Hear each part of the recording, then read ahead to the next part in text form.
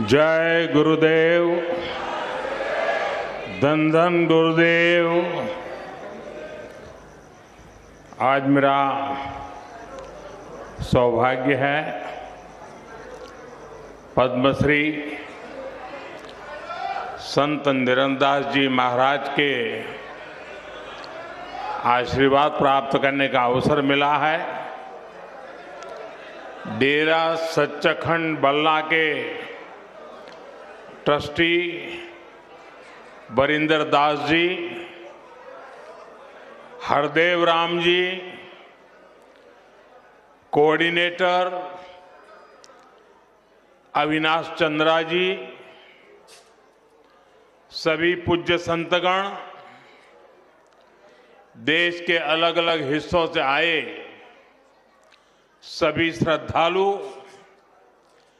मेरे पंजाब के भाई और बहनों, मैं पंजाब दी इस धरती नू नमन करदा हां।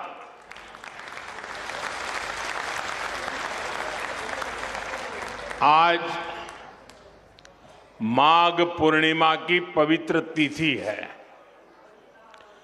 श्री गुरु रविदास जी की 649वीं जयंती का पावन अवसर है।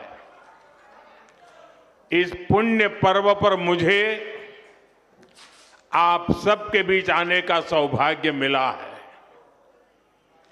मैं इस पवित्र मंच से श्री गुरु रविदास जी को प्रणाम करता हूं। मैं आप सभी को और सभी देशवासियों को संत रविदास जयंती और माघ पूर्णिमा की शुभकामनाएं देता हूं। भाइयों बहनों, आप सभी जानते हैं मेरा रिश्ता श्री गुरु रविदास जी की जन्मभूमि काशी से है। काशी के लोगों ने मुझे आशीर्वाद दिए और सांसद के रूप में काशी की सेवा करने का भी सौभाग्य मिला।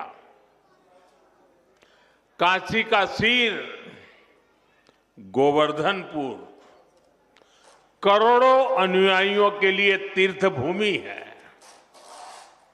काशी के वो घाट जहां संत रविदास जी की शिक्षाएं प्रकट हुई थी, वहां मां गंगा की वो धारा है जिसको साक्षी करके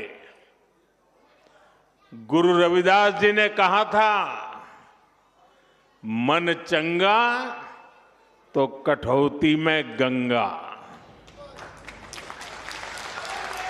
हम सभी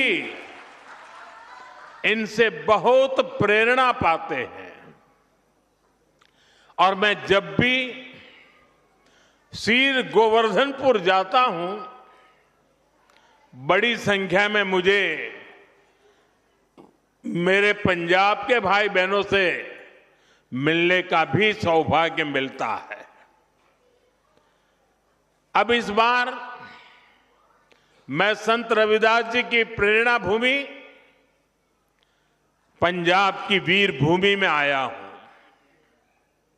मैं मानता हूं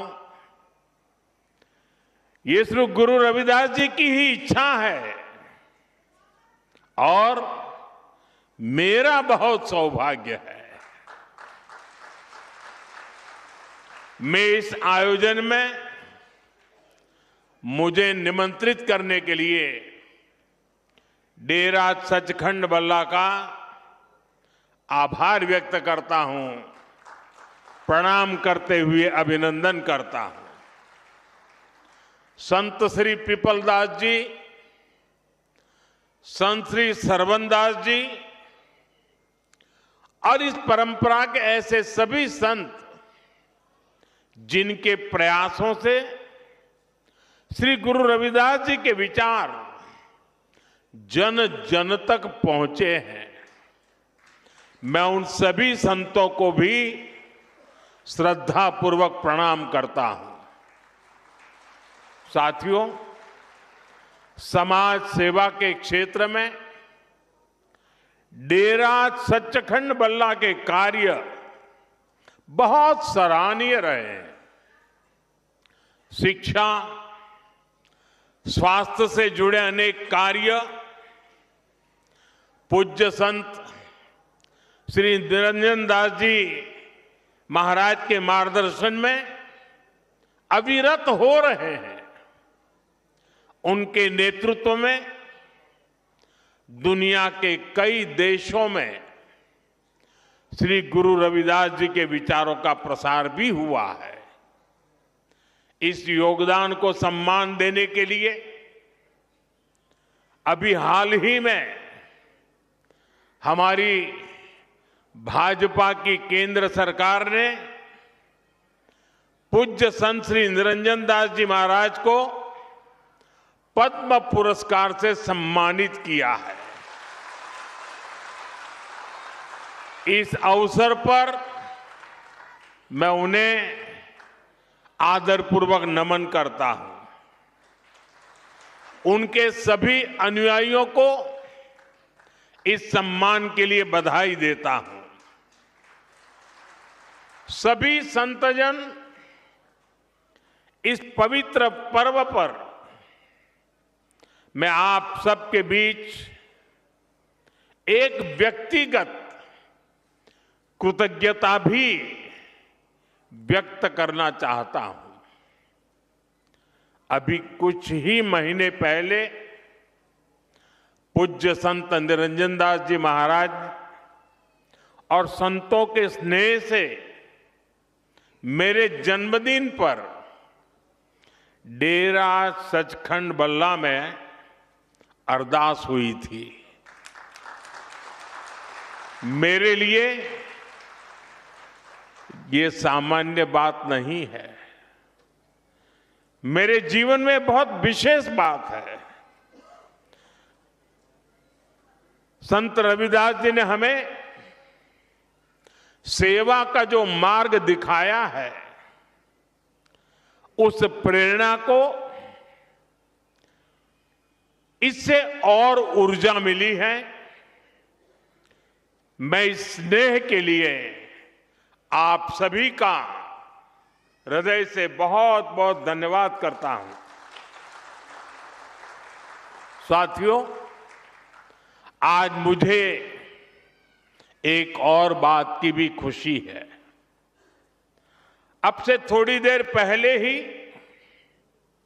संत रविदास जी के नाम पर आदमपुर एयरपोर्ट का नया नामकरण हुआ है।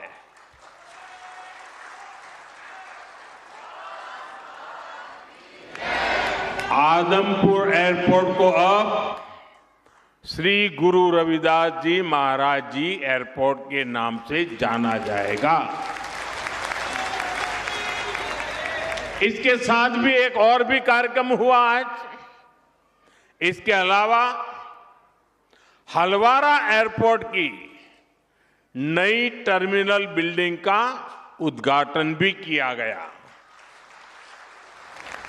मैं पंजाब समेत पूरे देश के लोगों को इन कार्यों की बहुत बहुत बधाई देता हूं।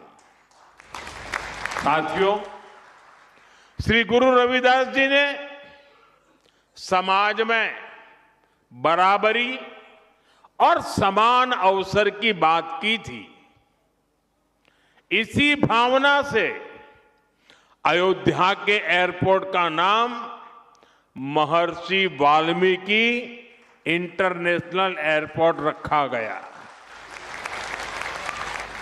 अब आज का ये आयोजन उसी भावना को आधुनिक रूप दे रहा है।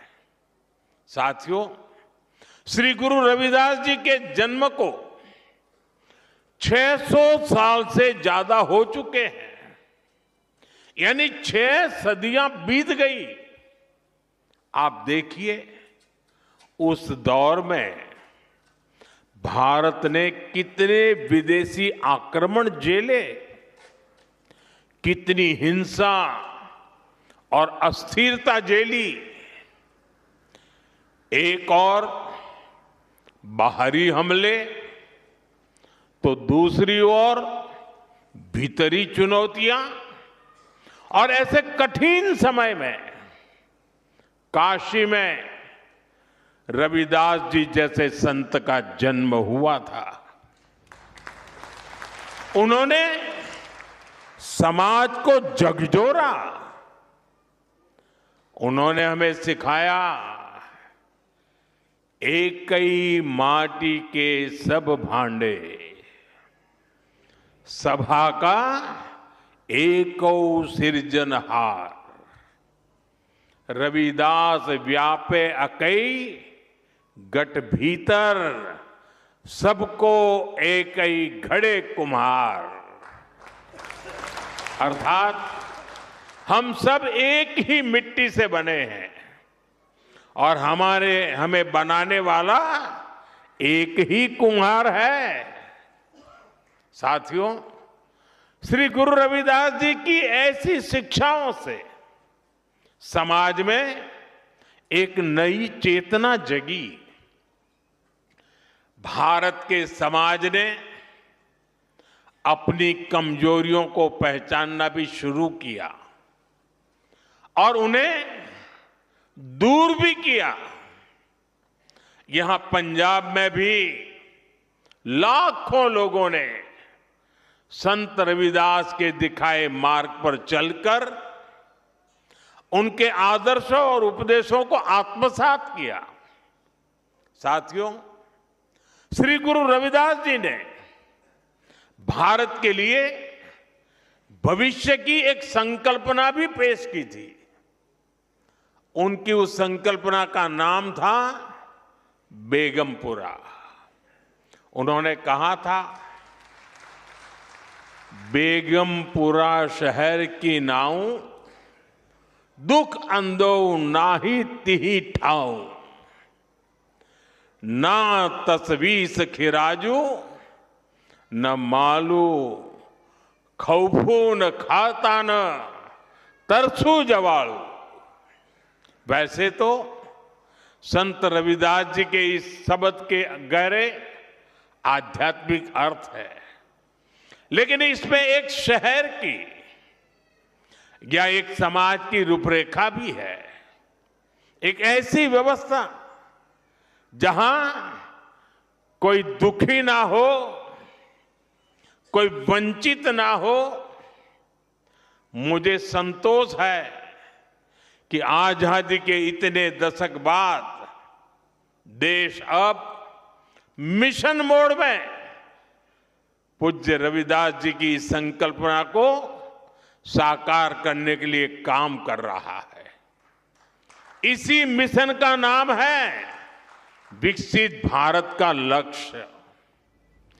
विकसित भारत यानी ऐसा भारत जहां कोई गरीबी में रहने को मजबूर ना हो, एक ऐसा भारत जहां सबके लिए सम्मान हो, सबके लिए संभावनाएं हो। और मुझे विश्वास है, संत रविदास के आशीर्वाद से हम विकसित भारत के लक्ष्य को जरूर पाकर रहेंगे। साथियों, आज सुबह ही संसद में देश का बजट प्रस्तुत किया गया है। ये बजट गरीब, अन्नदाता, युवा शक्ति और नारी शक्ति को और सशक्त करने वाला बजट है। ये बजट गांव को मजबूत करने का बजट है। ये किसान की आय बढ़ाने वाला बजट है।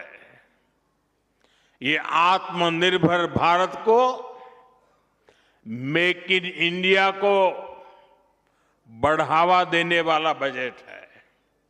साथियों, बीते वर्षों में हमारी सरकार ने सड़क, पुल, बिजली, पानी, रेल, गरीबों के घर, सिंचाई, ऐसे हर इंफ्रास्ट्रक्चर में अभूतपूर्व निवेश किया है।